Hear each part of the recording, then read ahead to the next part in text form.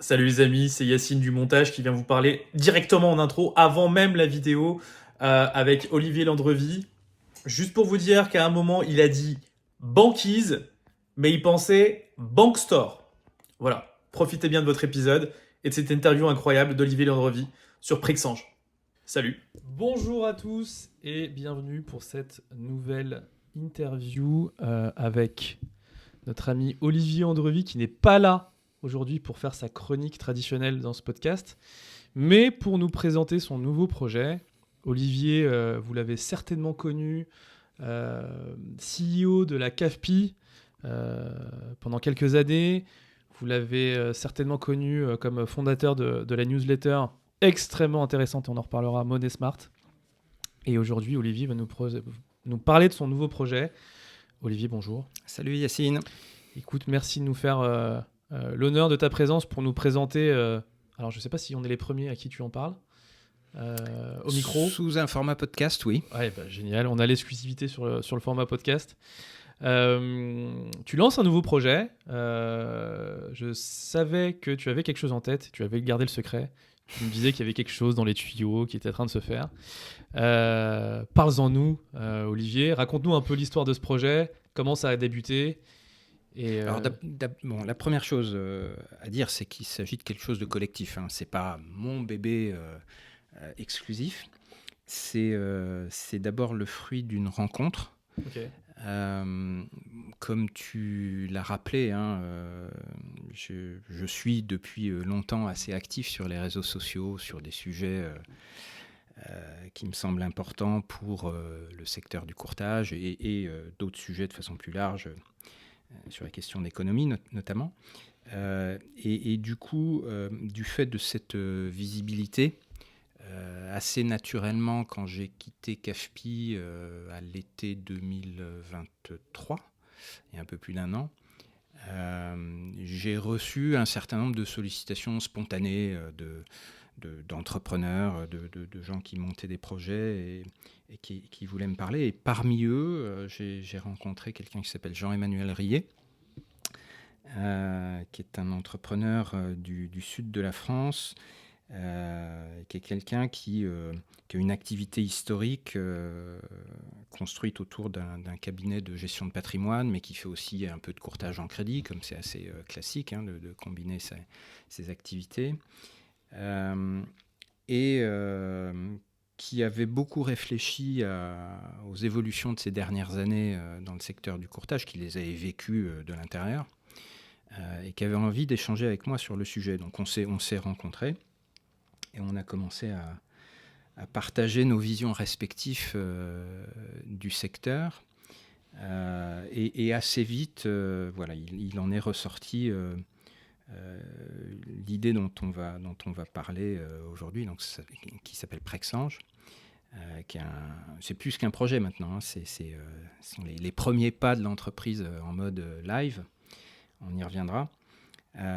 Et donc ça part de constats communs sur le monde du courtage. Alors peut-être la première chose à rappeler, si tu as des auditeurs qui sont moins familiers de ce secteur, c'est que contrairement à ce que le grand public s'imagine parfois, c'est un secteur qui est extrêmement fragmenté. C'est-à-dire qu'il y a les grands réseaux nationaux qu'à peu près tout le monde connaît. Tu as cité CAFPI, mais on aurait pu citer Meilleur Taux. Bref, il y a 7 ou 8 réseaux nationaux, mais qui en fait, mis bout à bout, contrôlent un peu moins de 50% du marché. Donc, en fait, la majorité du marché du courtage aujourd'hui en France est un domaine extrêmement fragmenté, de gens qui sont à leur compte, indépendants ou dans des petits réseaux locaux à l'échelle d'une ville ou d'un département. Donc des courtiers, quoi. Pas des mandataires, des courtiers. Des IOBSP. Ok. Et même souvent, et d'ailleurs c'est l'exemple de Jean-Emmanuel, des gens qui cumulent les métiers, qui ne sont pas que courtiers, qui font d'autres choses à côté. Ça peut être des conseillers en gestion de patrimoine, ça peut être même des petites boîtes de promotion qui ont internalisé une petite fonction de courtage. Enfin, il y a vraiment une multitude de formats qui existent à côté des grands réseaux que tout le monde connaît, mais qui, malgré tout, représentent un peu plus de la moitié du marché. Bon, ça, c'est le point de départ. Et puis, s'ajoute à ça des choses dont tous les courtiers sont familiers depuis 2019, c'est-à-dire une tendance à la fois à la baisse du commissionnement de la part des banques, avec même certaines banques qui ont fait le choix de ne plus rémunérer du tout le travail des courtiers, et notamment les grands réseaux mutualistes qui avancent de plus en plus dans cette direction. Et puis, en parallèle de ça, ça je l'avais vécu chez CAFPI, une volonté de la part des banques qui continuent à utiliser le courtage de recentrer les relations sur un nombre plus restreint de partenaires, de façon à être plus exigeant sur la qualité de ce qui est présenté, sur les contreparties commerciales, etc., etc. Donc de plus en plus, malheureusement pour eux, les petits courtiers indépendants qui ne présentaient que 10 dossiers dans l'année auprès d'une banque se sont vus fermer les portes de beaucoup d'établissements, indépendamment de la question de la rémunération. Tant et si bien que beaucoup d'entre eux se sont retrouvés à un moment donné avec un nombre si faible de conventions, oui. Que ça commençait à poser de réels problèmes en termes de légitimité vis-à-vis du client. Pour rappel, une convention bancaire, c'est le deal qu'il peut y avoir entre un courtier et une banque pour avoir... Alors, je sais pas pourquoi, je vois Bérangère Dubu derrière mon épaule me dire ça, mais donc du coup, en gros, avoir un peu le droit de bosser avec eux. Et... Alors, théoriquement, ça ne devrait pas prendre cette forme-là, dans Bien le sûr. sens où c'est pour ça que une convention bancaire, au sens où on l'entend, c'est juste un accord de partenariat entre la banque et un réseau de courtage qui consiste à dire, de la part de la banque, je suis d'accord pour vous rémunérer à telles conditions si vous m'amenez des dossiers qui sont dans les clous. Et évidemment, les banques ont toute liberté, c'est leur stratégie commerciale, c'est leur liberté de rémunérer plus ou moins et de choisir les courtiers qu'elles sont prêtes à rémunérer et les conditions qu'elles mettent en face. En théorie, ça devrait être complètement distinct d'une autre problématique qui est celle que tu évoques quand tu parles de Bérangère. Bérangère, si tu nous écoutes. Salut, on nous écoute forcément. Qui est l'opposabilité du mandat. Qui est le principe juridique qui dit qu'à partir du moment où un candidat à l'emprunt t'a confié un mandat, toi courtier, c'est un peu comme quelqu'un qui décide de se faire représenter par un avocat. C'est pas la partie adverse de décider qui va décider si il aime la tête de l'avocat ou pas. Bon. Et donc ce mandat que ton client te confie en tant que courtier, il est opposable à toutes les banques, en théorie. Les banques ne peuvent pas te dire non, moi je ne travaille pas avec les courtiers, donc voilà. Donc normalement, second point. ces choses-là sont distinctes. Mais je reviens à mes moutons. Donc beaucoup de courtiers indépendants ont vécu ce rétrécissement progressif du panel de banques avec lesquelles ils étaient en mesure de travailler, en tout cas de façon rémunérée. Alors certains ont fait le choix du coup de complètement basculer et de dire bon, mais moi je me refuse vis-à-vis de mes clients à ne plus travailler qu'avec deux banques. Et du coup, je réouvre le jeu et j'utilise l'opposabilité du mandat pour déposer des dossiers dans des banques qui ne me rémunèrent pas, donc sans convention, du coup. Certains ont fait ce choix. Mais même ça pose des difficultés, en fait. Je ne veux pas les citer par élégance, mais il y a encore des grands réseaux qui résistent au principe de l'opposabilité du mandat. D'ailleurs, il y a eu un jugement il y a quelques jours. Alors, c'est un jugement de première instance, mais qui donne raison à un de ces réseaux.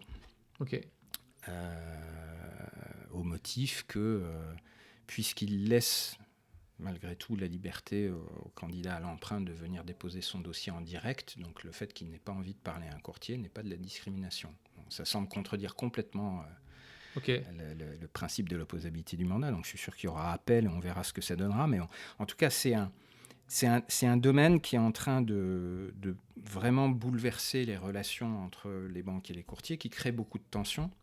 Alors justement, tu es en train d'identifier les points de friction qu'il y avait. Alors, je les ai identifiés côté courtage, mais je veux juste prendre le temps quand même de les expliquer en mettant les lunettes de banquier. Moi, j'ai été longtemps banquier, donc je suis sensible à ça aussi. Il faut quand même se représenter que quand on se met dans les baskets de nos amis banquiers, l'opposabilité du mandat, ça pose aussi beaucoup de difficultés, parce que ça veut dire que des courtiers peuvent du coup venir déposer des dossiers à n'importe quel endroit dans l'organisation bancaire, sans qu'on soit véritablement capable de tracer qui a déposé quoi. Et ça ouvre la porte à pas mal de choses. Donc c'est un facteur de désorganisation. Ça empêche les banques de suivre dans le temps la qualité de ce qui est déposé par les courtiers, et du coup de faire un peu la police sur qui dépose quoi. Et donc il y a aussi beaucoup de perte de productivité liée à ça. Donc c'est une vraie problématique. Du coup, en réfléchissant à tout ça, on a eu envie de proposer une solution qui soit vraiment au cœur de cette interface, on va dire, entre les courtiers, plutôt les courtiers indépendants. Notre solution ne s'adresse pas aux grands réseaux de courtage. Et les banques qui, en théorie, doivent instruire les dossiers que ces courtiers souhaitent déposer. Donc on a créé Prexange. Alors on a 2 autres associés dans l'entreprise qui, eux, viennent plus du monde de l'IT, parce qu'il y a beaucoup d'IT aussi. Et donc on a construit ce qu'on pourrait appeler une plateforme d'échange, qui est un lieu, alors c'est ce qu'on appelle du SaaS, Software as a Service, donc c'est un site internet sécurisé, on va dire, où tu as besoin d'un identifiant et d'un mot de passe, auquel tu peux accéder comme ça de façon très simple, et sur lequel des courtiers vont déposer des demandes de crédit qu'ils ont préparées, en conservant tous les outils qu'ils ont l'habitude d'utiliser. Donc notre plateforme ne se substitue absolument pas aux outils de montage, de simulation, etc. Okay. D'accord. Pour l'instant. Mais non, c'est pas l'intention. Okay. Non, c'est pas l'intention. Après, on automatisera peut-être les passerelles entre ces outils et notre plateforme. Il y a des API. Voilà. Mais c'est pas, on ne prétend pas remplacer ces outils-là, c'est un autre métier. Nous, notre métier, c'est de prendre un dossier que le courtier juge prêt à être présenté et à ajouter une couche de contrôle dans l'esprit qui existe déjà dans des grands réseaux structurés, les grands réseaux nationaux, avant que le courtier puisse envoyer un dossier directement à la banque. Il y a un service qualité. Il y a un contrôle qualité pour être sûr qu'on ce qu'on envoie à la banque ne nuise pas à la réputation du réseau, quoi. Donc, il y a un contrôle indépendant qui est fait, qui est un contrôle à la fois sur la complétude du dossier. Est-ce qu'on a bien toutes les pièces, tous les justificatifs que les banques vont attendre pour pouvoir se positionner. Et c'est aussi un contrôle de cohérence entre les informations financières synthétiques qui sont présentées dans la carcasse et ce qu'on voit dans les justificatifs, quoi. Être sûr que ça matche, si ça ne matche pas. Un vrai service qualité. Exactement. Et une fois que ce dossier est, donc nous on appelle ça certifié, on pose une certification Prexange, alors qui est posé par quelqu'un qui est lui-même oriacé, d'accord, donc quelqu'un qui est courtier le reste du temps, qui est capable d'avoir ce regard sur la qualité du montage.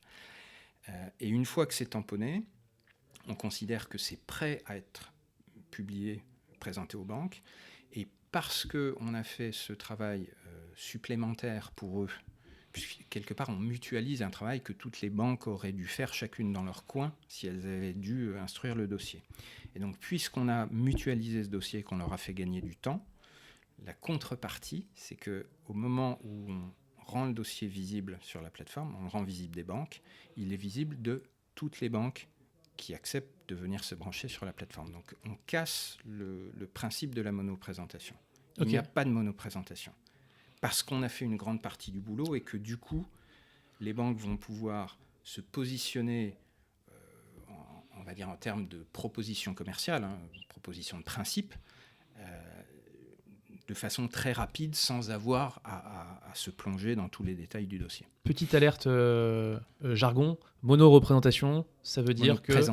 Monoprésentation. Monoprésentation, c'est le principe que tous les grands réseaux appliquent parce qu'il est plus ou moins imposé par les banques, qui est de dire, quand vous déposez un dossier dans la banque A, vous lui laissez l'exclusivité de l'instruction de ce dossier, le temps qu'elle se positionne. Qu'elle refuse ou qu'elle accepte. Qu'elle refuse ou qu'elle accepte, et vous attendez qu'elle ait exprimé cette position de principe avant, si elle dit non, de reprendre le dossier et d'aller le déposer dans une deuxième banque. Ça, alors, l'avantage pour les banques, c'est que du coup, ça leur évite de travailler pour rien. C'est pour ça qu'elles ont tendance à imposer la monoprésentation. Par contre, ça a beaucoup d'inconvénients pour le candidat à l'emprunt lui-même, parce que ça signifie que, d'abord, on rallonge les délais. Si jamais la première banque ne dit pas oui, ça veut dire qu'il faut reprendre à zéro l'instruction avec une autre banque et éventuellement une troisième. Ensuite, c'est problématique d'un point de vue de la réglementation, parce que, en théorie... En tout cas, quand la CPR fait des contrôles sur les courtiers, la CPR considère que le dossier doit avoir été présenté à au moins 3 banques avant de pouvoir faire une recommandation au client. Donc, ça peut être un peu compliqué vis-à-vis de la CPR de justifier pourquoi finalement il n'y a qu'une banque qui l'a regardé. Bref, donc il nous semblait qu'il fallait essayer de remettre ça en question, de remettre ce principe en question. Mais voilà, le prix à payer, entre guillemets, c'est que du coup, il faut rendre le travail le plus facile possible aux banques pour qu'elles puissent se positionner de la façon la plus rapide possible. Donc, il y a ces couches de contrôle en amont.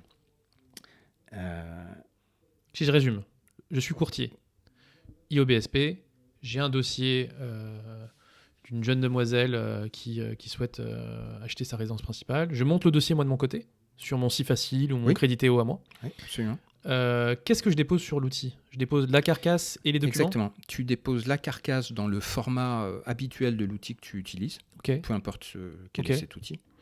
Et ensuite, tu ressaisis. Il y a un tout petit peu de ressaisie. Tu ressaisis une dizaine de champs qui sont vraiment les informations financières clés du dossier. Le revenu, le montant emprunté, la durée souhaitée. Enfin, bon, bref. Frais de notaire. Et voilà. Et voilà. Donc pas de document. Pardon. Et tu transmets à ton client. Oui. Alors, il y a 2 façons de procéder. Mais en gros, tu peux transmettre à ton client un lien... comme une espèce de drive, en fait. Un lien web. En fait, il y a une entrée client sur la plateforme. Qui peut d'ailleurs même être mise en marque blanche si tu veux que ce soit ta marque plutôt que Prexange. Et donc, ton client lui-même, en suivant le lien que tu vas lui envoyer par mail, va accéder à un espace client dans lequel il va pouvoir soit uploader lui-même les pièces du dossier, soit si tu les avais déjà récoltées dans ton outil habituel, tu peux le faire pour lui, les réuploader sur notre plateforme. Voilà. Donc, et ça, ce sont des choses qu'au fil du temps, on essaiera d'automatiser. On a déjà les API et maintenant, il faut qu'on se rapproche des éditeurs de ces logiciels pour qu'ils construisent un bouton qui permette de transférer à Prexange. Je reprends. J'ai mon dossier, j'upload ma carcasse, je fais une petite ressaisie de 10 champs. Le client ou moi-même, on upload dans l'espace document du client. Petit contrôle interne, même gros contrôle interne de votre service qualité. Et ensuite, qu'est-ce qui se passe du coup ? Ensuite, c'est rendu visible de toutes les banques, simultanément. Comme une marketplace. Bonjour. Comme une marketplace. Alors, je me méfie un tout petit peu du terme marketplace dans le sens où c'est pas de l'eBay. Oui. avec un système d'enchères où tout le monde voit les enchères des autres. Hein. D'accord. C'est pas ça. On Ok. n'a pas voulu construire un truc où on fait monter les banques au cocotier, parce que le résultat de tout ça, c'est très vite, on arrive à des marges zéro et plus personne n'a envie de travailler avec la plateforme. Ok. Donc, le dossier est visible de toutes les banques, sous un format légèrement anonymisé pour pas non plus Bien sûr. qu'on fasse n'importe quoi. Et chaque banque, en fait, par son entrée banque sur la plateforme, a accès à des outils de ciblage, de filtrage, Ok. pour faire ressortir les dossiers qui correspondent à sa politique. Hein. Ok. Ça peut être les codes postaux, ça peut être les niveaux de revenus, les CSP, tout ce qu'on veut. Hein. Ok. Chaque banque est libre d'avoir sa stratégie. C'est d'ailleurs une différence fondamentale qu'on vend aussi aux banques. C'est-à-dire que dans une relation de courtage classique, pour une banque qui accepte de donner une convention à un réseau de courtage, il y a un peu une obligation derrière dès lors qu'un dossier est présenté qui correspond à peu près aux critères que la banque avait communiqués. La banque communique aussi une grille de taux tous les 15 jours. Hein. Et la banque est plus ou moins engagée. Elle conserve une liberté sur chaque dossier, mais c'est compliqué de dire à un réseau avec lequel tu as signé une convention que oui, bien que le dossier soit parfaitement dans les clous, aujourd'hui, tu n'as pas envie de le prendre pour une raison X ou Y. Ok. Là, on n'est pas du tout là-dedans. C'est-à-dire que les banques n'ont aucun compte à rendre, ni sur le taux qu'elles proposent, ni sur le choix de mettre le paquet sur tel code postal et pas tel autre. Donc en fait, on leur redonne beaucoup plus de maîtrise du ciblage d'acquisition clientèle, parce qu'en fait, pour elles, un crédit immobilier, ça sert à ça. Hein, c'est l'acquisition de clients. acquérir C'est un outil de. client. Ouais, bien sûr. Et donc, voilà, l'exemple que j'utilise souvent dans les rendez-vous avec les banques, c'est un réseau qui vient d'ouvrir une nouvelle agence dans telle commune et qui du coup a besoin de nourrir les portefeuilles des conseillers dans cette agence parce qu'ils partent de zéro. Elle est complètement libre d'être beaucoup plus agressive sur tous les dossiers qui se présentent, sur ce code postal. Voilà. Ah oui, donc il peut même ouvrir très facilement en disant écoute, je pense à des banques qui étaient plus premium, mais qui finalement a besoin de plus de dossiers et pourraient ouvrir du coup à des CSP un peu moins élevés. Ça, c'est quelque chose, c'est vraiment une échelle que eux, ils maîtrisent. Oui. Okay. Et ils peuvent le changer du jour au lendemain. Ils n'ont aucun compte à rendre à personne. Okay. Voilà. Okay. On n'est pas un réseau de courtage. Il faut être très clair. Hein. On n'est pas un réseau de courtage. On est une plateforme technique qui vient essayer de remettre de la productivité dans la relation entre des petits courtiers, mais c'est pas péjoratif dans la bouche, hein, et des réseaux bancaires. Voilà. Donc, on rend le dossier visible de toutes les banques. Chaque banque, dans le timing qui est le sien, va, si elle le souhaite, formuler une offre commerciale sur le dossier en question, ou dire non, je passe, ça c'est pas pour moi. Ok. Et elle est libre d'assortir cette offre commerciale d'une durée de validité. Ok. Complètement libre, c'est-à-dire elle peut dire voilà le taux que je propose. Mais c'est une offre à saisir sous les 48 heures, comme elle peut dire c'est valable 15 jours. Ok. Chaque offre est immédiatement visible du courtier et de son client. Ah, le client aussi a la visibilité sur l'offre, directement C'est quelque chose qui se configure ? Oui, voilà, ça se configure. Ok. Mais c'est une possibilité. Et l'emprunteur, enfin le candidat à l'emprunt conseillé par son courtier, on va dire, décide au moment qu'il juge opportun de saisir une offre qui a été émise. Et voilà. Et à partir du moment, ça aussi c'est important, à partir du moment où le co-emprunteur représenté par son courtier va dire cette offre-là de la banque B, elle me paraît intéressante, je veux la saisir avant qu'elle arrive à échéance.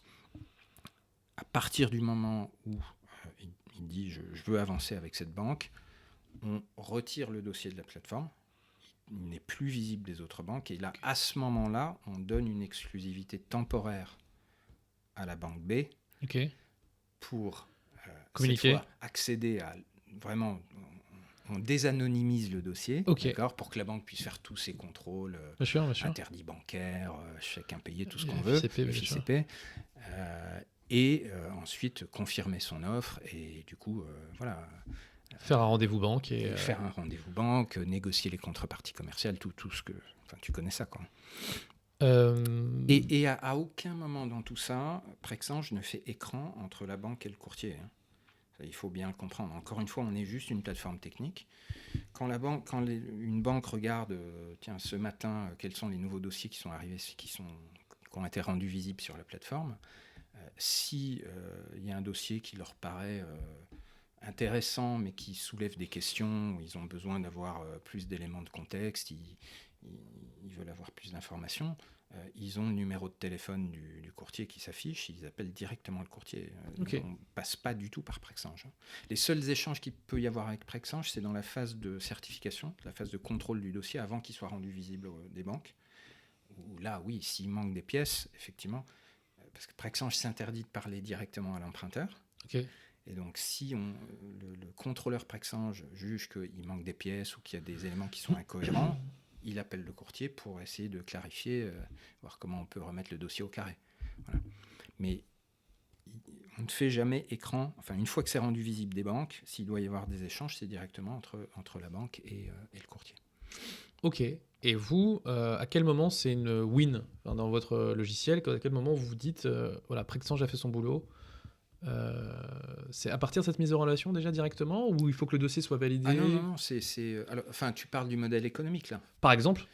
Non, là c'est vraiment. Alors là, pour le coup, on s'aligne complètement sur les pratiques du secteur. C'est-à-dire qu'il n'y a aucune rémunération pour Prexange si le dossier n'est pas financé à la fin. Ok. Voilà, donc il n'y a que le jour où ça passe chez le notaire et les fonds sont décaissés que Ok. Prexange commence à gagner sa vie. Ok. Et gagne sa vie auprès de qui? Et gagne sa vie principalement auprès du courtier, Ok. par un modique pourcentage des frais de mandat. Ok. Des honoraires. Des honoraires, Ouais. qui ont été librement fixés par le courtier. Ouais, il n'y a pas de minimum qui est demandé du coup. Non. Ok. Il nous communique le mandat signé par le client, Ok. et les honoraires qui ont été négociés entre eux de façon complètement bilatérale Ok. au départ sont l'assiette de Ok. ce qui va devenir Ok. la modique commission Prexange. Ok. Et sans rentrer dans le détail du chiffre en lui-même, mais c'est un pourcentage ou il y a une grille de Non, temps? C'est un pourcentage. Ok, c'est un pourcentage. Et côté banque? Et côté banque, il y a... Alors, c'est pas... Alors, oui, pardon, j'aurais dû le dire. Pardon, je reviens un tout petit peu en arrière. Bien sûr. C'est pas pour esquiver la question. Non, t'inquiète, Mais- je la retiens, t'inquiète pas. Je reviens un tout petit peu en arrière pour préciser que la condition, quand un courtier dépose un dossier sur Prexange, Ouais. alors, il n'y a aucun péage, droit d'entrée, frais de licence, il n'y a pas de barrière à l'entrée. Ça coûte zéro, tant que tu n'as rien financé, ça coûte zéro. Ok. Simplement, quand tu déposes un dossier sur la plateforme, tu acceptes en le déposant de renoncer à toute commission banque. Oui, C'est-à-dire que quelle que soit la banque qui, à la fin, financera le dossier, tu ne pourras pas faire valoir une éventuelle convention que tu aurais eue avec cette banque pour toucher une commission. Ok. Voilà. Et donc, ce qui signifie que les banques, quand elles viennent voir des dossiers sur la plateforme Prexange, savent que ce sont des dossiers sur lesquels elles n'auront pas à payer de commission de courtage. Ok. Voilà. En revanche, puisque nous, on a mutualisé un travail de contrôle pour leur compte, en réalité, Mhm. alors on a beaucoup parlé jusqu'à présent du contrôle sur le dossier, mais il y a aussi du contrôle de conformité sur le courtier lui-même. C'est-à-dire qu'on ne laisse déposer que des gens qui sont bien oriacés, qui sont à jour de tout, quoi. Donc ça aussi, on le mutualise pour le compte des banques. Et du coup, il y a une commission, mais une commission de service, qui n'est pas une commission de courtage, hein, une commission de service qui est prise par Prexange, qui a un montant fixe sur chaque dossier qu'une banque accepte de financer sur la plateforme. Ok, oui, en fait, c'est vraiment du SaaS, c'est la techno que tu fais payer à la banque. C'est ça, exactement. Ok.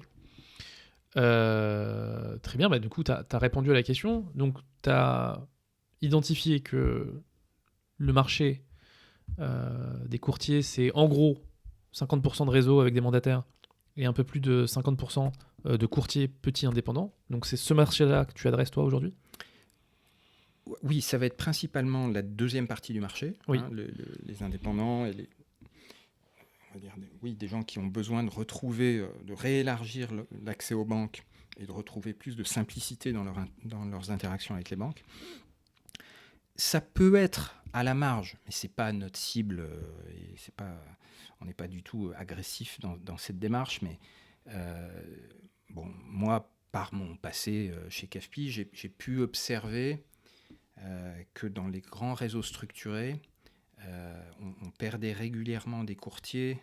J'appelais ça par le haut. Enfin, on perd à la fois par le bas et par le haut. C'est-à-dire par le bas parce que c'est un métier dans lequel il y a pas mal d'échecs dans les toutes premières années, parce qu'il y a des gens qui ont une idée fausse de la réalité du métier. Bon, ça c'est inévitable.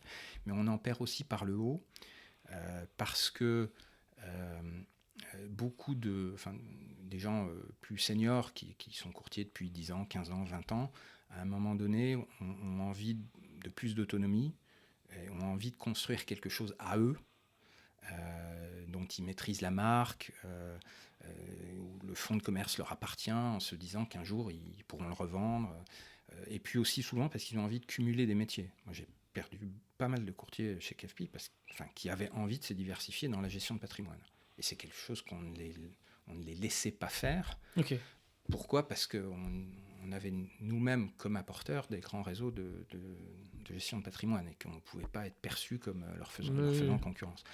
Donc, il est inévitable que des grands réseaux très structurés perdent marginalement des courtiers expérimentés qui aspirent à cette indépendance, cette liberté.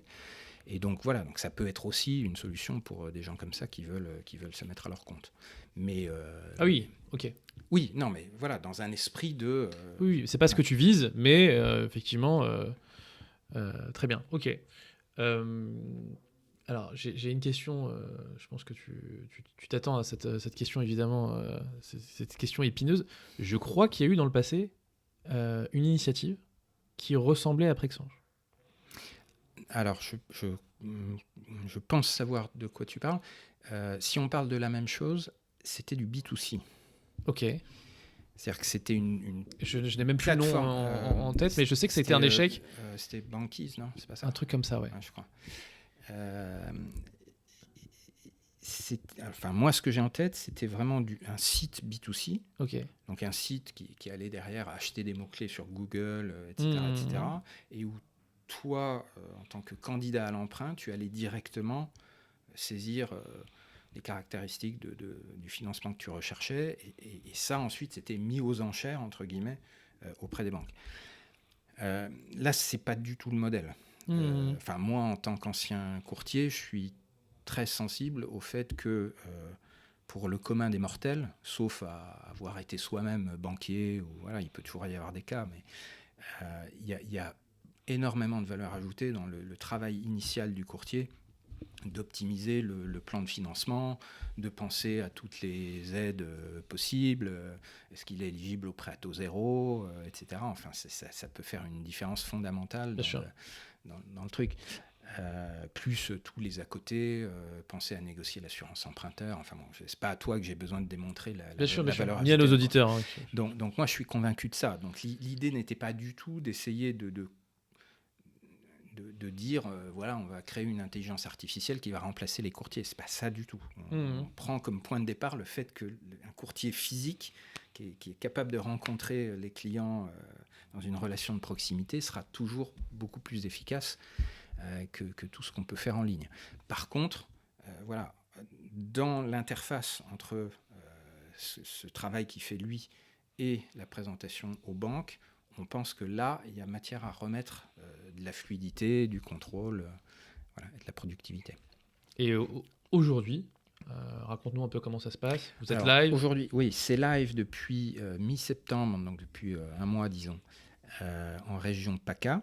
Okay. Alors pourquoi PACA ? Parce que c'était la base historique de mon associé Jean-Emmanuel. Donc on s'est dit que c'était plus simple de commencer par là. Et puis moi j'avais bien conscience, pour avoir été chez CAFPI, que le paysage bancaire français est tellement régionalisé du fait des réseaux mutualistes que pour être capable de couvrir toute la France et un panel vraiment significatif de banques, ça fait une centaine de négociations à avoir avec des établissements régionaux, plus les établissements nationaux. Et donc, c'est juste irréaliste pour une start-up comme nous de dire on va d'abord faire cette centaine démontrer 100 fois la valeur ajoutée du concept avant de se lancer. Donc, on s'est dit, voilà, on attaque en région PACA. On va démontrer la viabilité du truc en région PACA en se donnant quelques mois. Et puis ensuite, comme ces banques régionales appartiennent toutes à des grands réseaux nationaux, le fait d'avoir pris le temps de démontrer que ça pouvait marcher dans une région, ça nous facilitera la vie pour ouvrir les portes des autres régions. Donc on commence tout juste maintenant à avoir des discussions en Île-de-France pour commencer à préparer la suite.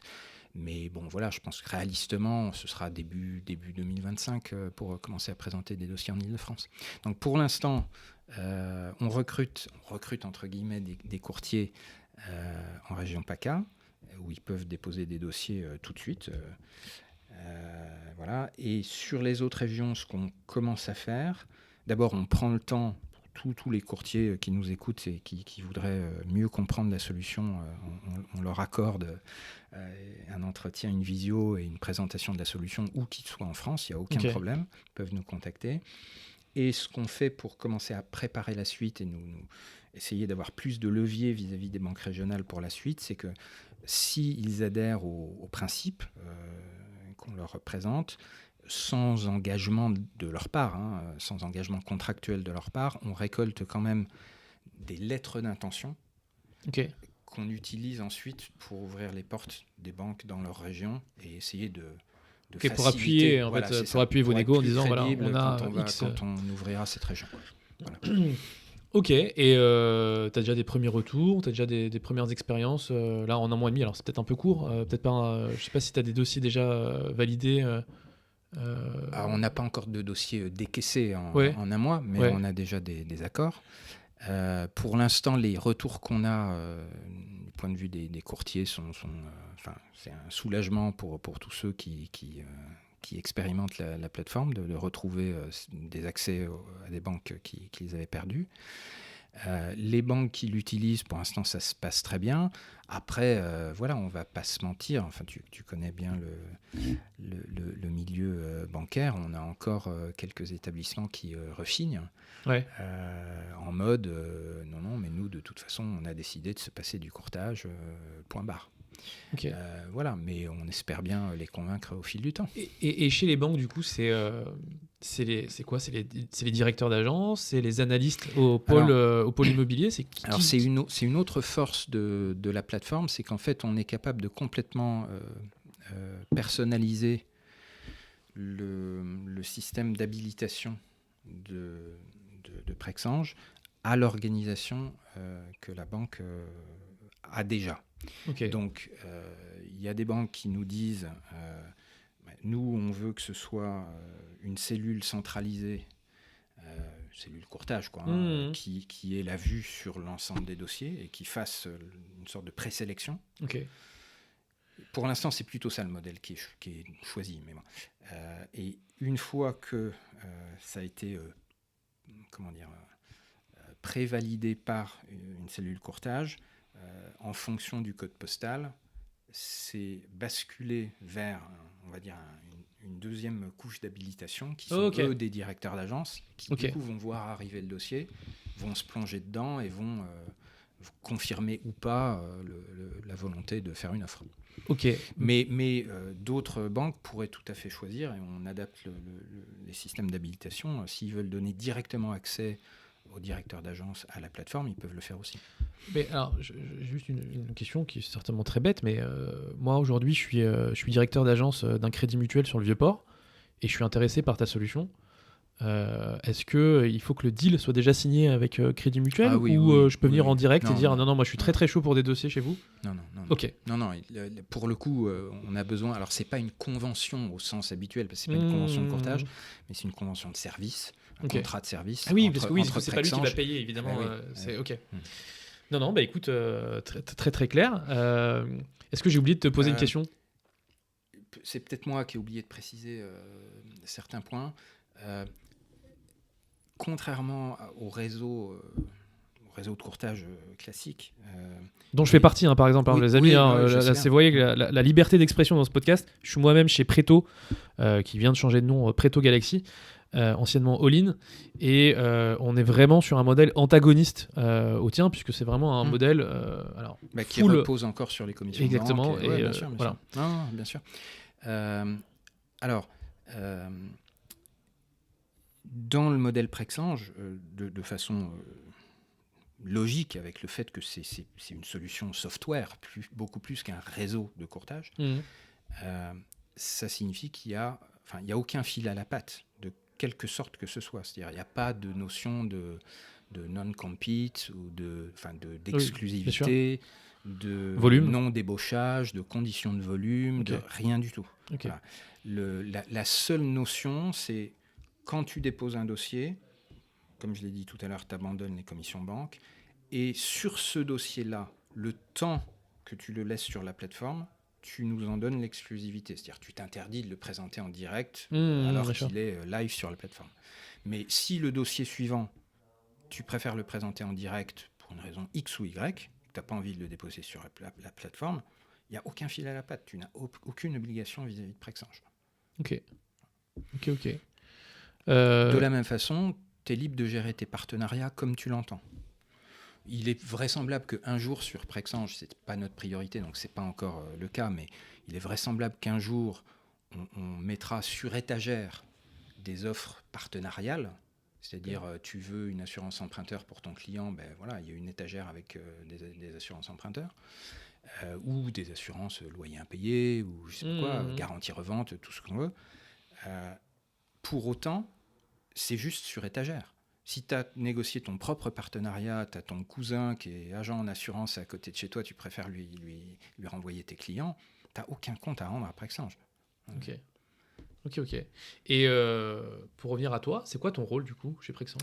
C'est business angel, investisseur, et voilà. Et ensuite, comme n'importe quel investisseur ou comme n'importe quel business angel, j'ai envie de dire, j'utilise mon carnet d'adresses, ma crédibilité pour essayer de faciliter les choses et accélérer le développement de l'entreprise. Donc moi, mon job, mais encore une fois, je ne suis pas salarié de Prexange, mais ça va être plus sur je vais plus me concentrer sur les questions de relations bancaires, où j'ai pas mal d'entrées de par mon parcours, et puis les questions, on va dire, de communication institutionnelle, de visibilité de Prexange, voilà. Ok. Et alors, du coup, maintenant je peux te la reposer cette question. Est-ce que moi je t'ai oublié de te poser une question un peu, est-ce que tu avais des chiffres à nous partager ? Est-ce que tu avais quelque chose sur la vision qu'on n'a pas évoqué, histoire d'être le plus complet possible ? Prends ton temps. Je balaye mes notes pour être sûr, mais je crois pas. Non, je crois que c'est complet. On a tout balayé. Est-ce que du coup, pour motiver peut-être les IOBSP courtiers, je dis bien les IOBSP courtiers, pas les mandataires, t'aurais un code promo ou quelque chose qui pourrait être qui pourrait identifier que tu vois, ça soit les auditeurs de 35% qui soient venus te voir ? Ou pas du tout, tu peux me dire non, écoute, notre modèle ne le permet pas aujourd'hui. Je veux pas être trop précis parce que je veux pas donner trop d'avance à de possibles concurrents pour répliquer le modèle. Donc je garderai les détails bien sûr. Des conditions économiques, on va dire, pour les entretiens face à face qu'on pourra avoir avec tes auditeurs.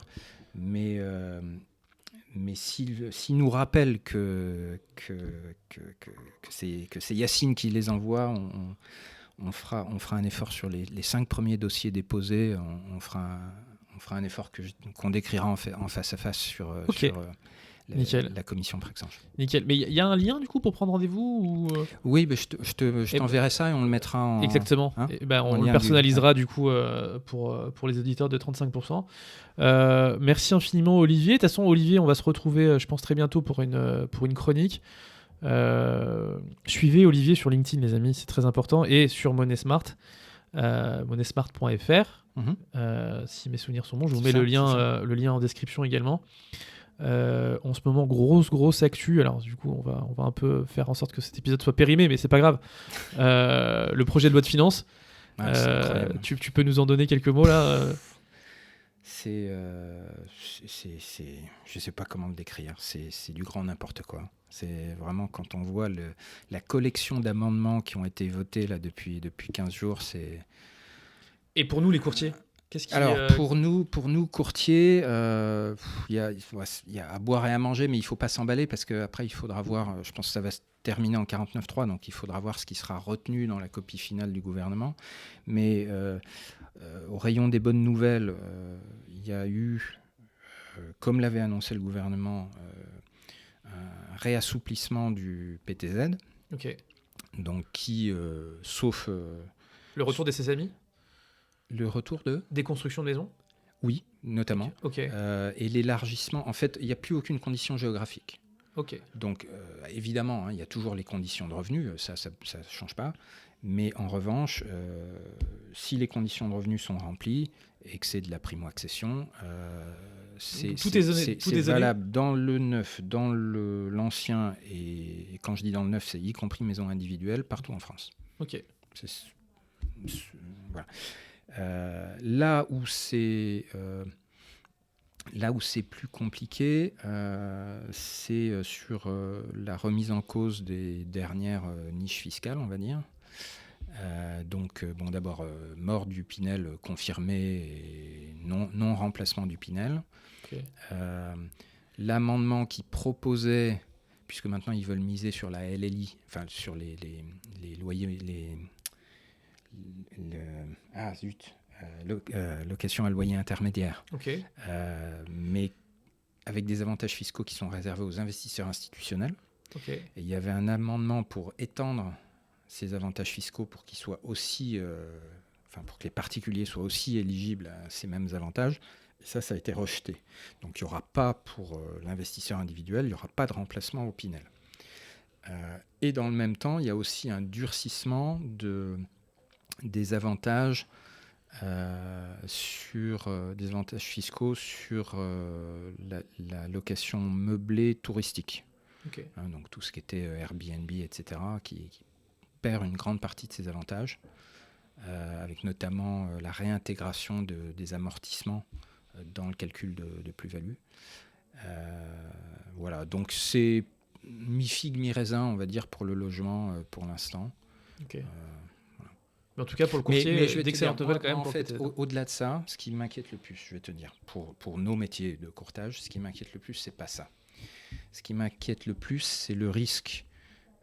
Donc, comme je le disais tout à l'heure, pour moi, c'est acquis qu'on aura un 49.3 pour faire passer ce budget, parce que ils ont voté, les différentes parties de l'Assemblée nationale ont réussi à faire passer des amendements qui, quand tu les mets bout à bout à la fin, ça n'a plus aucune cohérence. Puis ça crée un choc fiscal monstrueux. Donc pour moi, c'est acquis qu'il y a un 49.3 pour remettre un peu de cohérence dans le budget. Et la grande question derrière, si j'enchaîne, derrière, là encore, c'est acquis que LFI dépose une motion de censure le jour du 49.3. Et donc la grande question, c'est est-ce que cette motion de censure récoltera une majorité ou pas ? Autrement dit, que fera le RN ? Ça va se résumer à ça. Si le RN décide d'être sage, on a un projet qui devrait être assez proche du projet d'origine, qui du coup sera validé en mode 49.3 et on gardera le gouvernement Barnier. Si le RN décide de renverser la table, ce qu'on ne peut pas tout à fait exclure, ils peuvent faire sauter le gouvernement Barnier avant la fin de l'année. Et comme on ne peut pas non plus avoir de nouvelles dissolutions avant juin prochain, ça veut dire qu'on peut se retrouver avec 6 mois de vide, parce que personne n'ira après Barnier. Si Barnier s'est brûlé les ailes, il n'y aura aucun volontaire pour prendre la suite. Oui, mais du coup, qu'est-ce qui se passe ? Eh bien, on peut se retrouver 6 mois sans gouvernement et paralysie institutionnelle totale. Et si on est dans ce scénario-là, on devient belge, quoi. Oui, mais quand c'est arrivé en Belgique, ils n'avaient pas le niveau d'endettement qu'on a aujourd'hui en France. Donc pour moi, si on fait ça, la dette française commence à se faire attaquer. Et ça veut dire, pardon, c'est un peu long ma démonstration, mais à ce moment-là, ça veut dire que les taux de crédit en France remontent potentiellement assez vite. Ok. Voilà. Eh ben, c'est Donc, super. J'espère qu'on en arrivera là. Non, mais le pire n'est jamais certain. Bien sûr. Honnêtement, je pense que c'est plutôt dans l'intérêt de Marine Le Pen de jouer la sagesse et de pas. Voilà. Donc j'espère qu'on évitera ce scénario, mais on ne peut pas l'exclure. Très bien. Bah, écoute, on va terminer sur cette note, Olivier. Pas ouf, pas très joyeux. Mais écoutez, on espère que tout va bien se passer. Merci en tout cas d'être venu nous avoir présenté ton projet. Merci Yacine pour l'opportunité. Et je vous mettrai les liens en bio si le projet Prexange vous intéresse. En PACA et bientôt IDF, tu m'as dit. Et toute la France, peut-être un peu plus tard.